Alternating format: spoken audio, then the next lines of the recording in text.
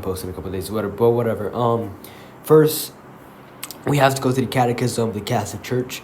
Now, I don't know what paragraphs of the Church basically where says that there's no salvation outside of the Catholic Church, but basically one of the popes, and I'm pretty sure in the 1300s or the 1200s, basically it was Pope Bonnie. I forgot.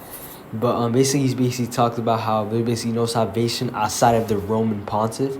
Which, guys, if you don't know, Roman Pontiff is basically just the Pope. So basically, what he's saying is that there's no salvation outside of Rome.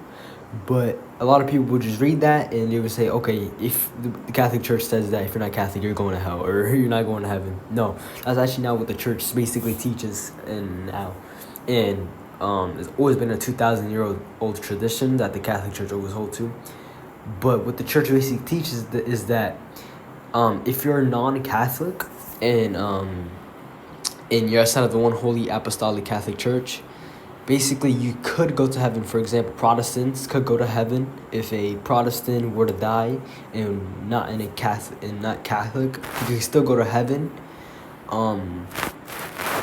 Yeah, he can still go to heaven, and basically, but you have no insurance of going to heaven for the Protestant, because the only insurance you have to go to heaven is to be a Catholic, be in communion with the Pope, and be in a state of grace, which is being a state of grace basically believes that Jesus died on the cross for you, rose again on the third day.